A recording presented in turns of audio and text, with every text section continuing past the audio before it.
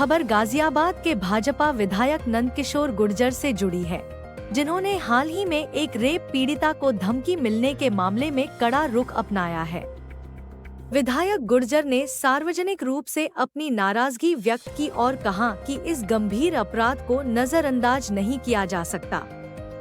मामला तब उजागर हुआ जब पीड़िता को धमकी मिलने की खबरें सामने आईं।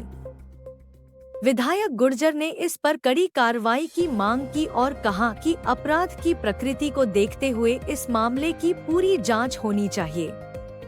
उन्होंने यह भी स्पष्ट किया कि वे अपने दफ्तर से ही समस्याओं का समाधान निकालने में सक्षम हैं और वे अपराधियों को किसी भी कीमत पर बचने नहीं देंगे। विधायक के इस सख्त रुख ने उन्हें लोगों की नजरों में और भी मजबूत किया है। पुलिस और प्रशासन ने भी मामले की जांच शुरू कर दी है और विधायक ने प्रशासन से दोषियों को जल्द से जल्द सजा दिलाने की अपील की है।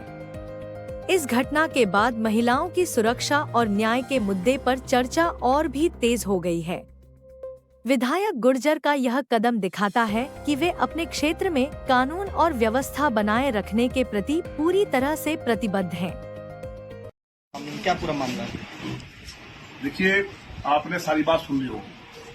इस बहन ने जिस तरह से घटना बताई है, मैं समझता हूँ कि इससे ज्यादा जघन्य अपराध, इतनी खराब घटना, ऐसा लगता है धरती फटने वाली है। उसकी बच्ची के साथ, नाबालिग के साथ ओयो होटल में घेर करके ले गए, दुराचार किया गया, पूरा ओयो होटल में कार्रवाई, उसे जेल भेज दिया गया। जेल से छूटने के बाद न्यायालय में गुंडों को लेकर के झुग्गी झोपड़ियों से बांग्लादेशी रोहिंग्या, जो मैंने कहा था कि यहाँ हजारों की संख्या में रह रहे हैं, वो चुनौती है।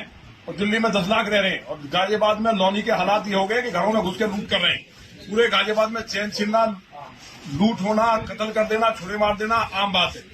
लेकिन ये जो घटना हुई है, इतनी मैं समझता हूँ कि ऐसी लौनी के इतिहास में, क्योंकि हम दिन रात लोगों को एक एक चीज सुनवाई करते हैं, तो जो सुनते मैंने सुना तो वो जेल चला गया। जेल से छूटने के बाद कोर्ट में जाकर के 20 गुंडे घेर लेते हैं और घेर करके कहते हैं जान से मार देंगे। बड़े मुश्किल से वहां बचे, कुछ पीछे से पुलिस वाले दिखाई दिए और वो वहां से हटे।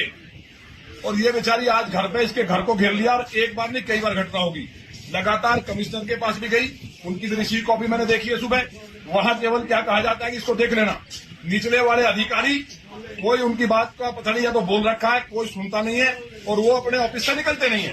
केवल लूट मची है। हम चाहते हैं कि यहाँ दोबारा से कमिश्नरेट सिस्टम खत्म हो, दोबारा से कप्तान सिस्टम लागू हो। गाजियाबाद के अंदर क्राइम नहीं था। पिछले 1.5-2 साल में लोग, अगर आंकड़े मंगा लिए जाए तो हाहाकार मचाए। ये कमिश्नरी सिस्टम ने पूरा बेड़ा गर्क कर दिया। कौन सलाहकार है, कौन सिस्टम को चला रहा है, कौन बना रहा है, पुलिस वाले सुनने को तैयार नहीं है। खुलेआम मुसलमान घरों में घुस जा रहे हैं गरीबों के, और हमें जाकर के खुद लड़ना पड़ रहा है। अगर हमें लड़ना तो फिर पुलिस की जरूरत क्या है? हमने आपको कहा है, इस बेटी की व्यवस्था देखी नहीं जा रही है। इससे ज्यादा तकलीफ क्या हो सकती है? लौनी की एक एक बेटी, एक एक माँ, हमारी माँ और मेरी बेटी, मेरी बहन है, और उसके साथ दुराचार हो गया। उसके बाद घर पे जाकर के पथरा बवाल छुरा लेके जा रहे हैं कि हम मार देंगे जान से, मुकदमा वापिस ले लो। अगर यहाँ बुलडोजर नहीं चला और जो अधिकारी हैं, चाहे बड़े हैं छोटे हैं, जो वायसराय बनकर के ये सोच रहे हैं कि लौनी के अंदर हाहाकार करेंगे, लौनी में नहीं होगा, दुनिया में हो जाए। मैं खुद बुलडोजर लेकर निकलूंगा, फिर कानून हाथ में लेना पड़े, उसके लिए मुझे फांसी लगे, जेल जाना पड़े। मेरी चेतावनी है कि 1 सप्ताह के अंदर इंसाफ मिलना चाहिए। और भी घटनाएं हैं, कोई मकानों में घुस रहा, रोज कहते कहते थक गया।